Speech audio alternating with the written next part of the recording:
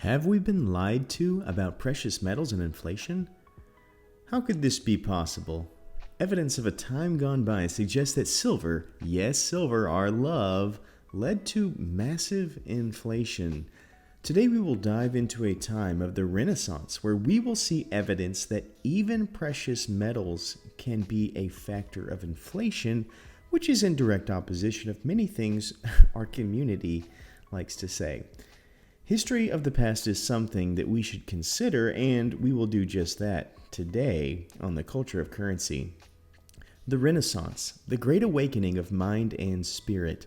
This is a time where silver was still a giant part of societal norms. This is a Hungarian dinar minted in 1581. This is a coin from the Renaissance that I bought for under $20. It would have likely been in circulation in the Holy Roman Empire, which constitutes an area of Central Europe, and there are still lessons to be learned about this time.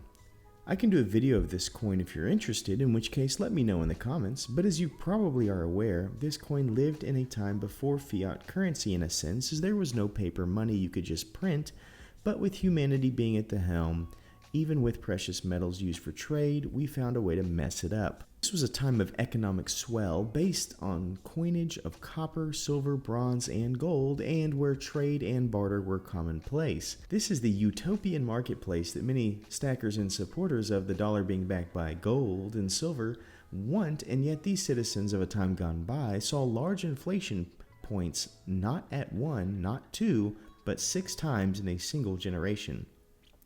1519, 1532, 1549, 1561, 1571 through 75, and 1577 to be exact, were the years historians saw these bumps in inflation, and most experts say that the overproduction or infusion of precious metals in the marketplace actually caused this. This was an exponential inflation beyond what we have felt even today, in a very short period of time. Inflation, by what experts say, are in factors of 3 or even up to 6 times the standard rate. This would be the equivalent of a loaf of bread that is normally $2 when you're 20 years old, costing $12 when you're 70. A $100 pair of shoes costing $600, or a $2,000 computer costing $12,000 within your lifetime. If we go back to the Dark Ages, we find some shortages of precious metals, so a silver coin would have a strong purchasing power. The Renaissance, however, brought new ideas and expanded trade routes so that commerce happened on a larger scale. Some of these new ideas were in harvesting of metals, most notably silver mining in the areas around Germany, or what would have been the Holy Roman Empire.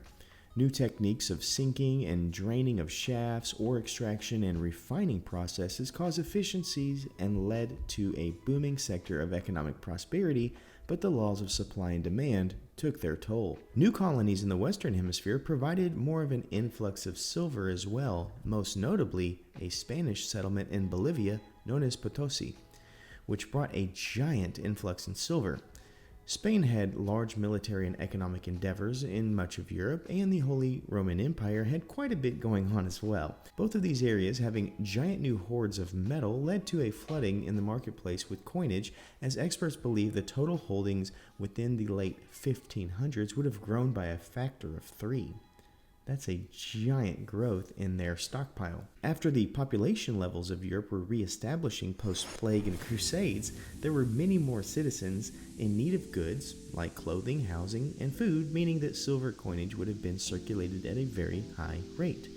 There is a formula of monetary theory which bases price at the volume of available money and the rate of transaction.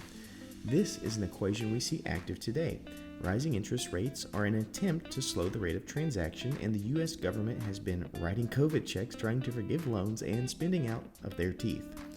Both of these areas were high in the Renaissance years, meaning prices were bound to go up even though they were using precious metal-backed currency. So having transaction rates and high volumes of currency infused, prices of goods and services skyrocketed way before wages, and in a time of serfdom and peasants, caused large disparities in financial classes, which led to more dissolving of any type of a middle class for ages to come, as the upcoming Baroque and Classical periods of the 16 through 1700s would move towards a more aristocratic society. This was a time of stability and expectation. The idea of having goods cost so much more in a short amount of time is something that many of us can identify with today. The flames of social tensions were quelled with gasoline, as silver coins, often debased, poured out among the common folk, which should lend as a dire warning comparable to today's ideas of giving out free money in hopes to help the economy. In doing so, you devalue the goods, and that means more cash is needed for any particular good or service. It may feel good to get a check from the government, but you have to ask yourself, does it do good? As you can see, even precious metals used incorrectly can cause devastating inflation if not held with respect to the human condition and the laws of supply and demand. Our push for metals needs to be evaluated with a healthy respect of modesty.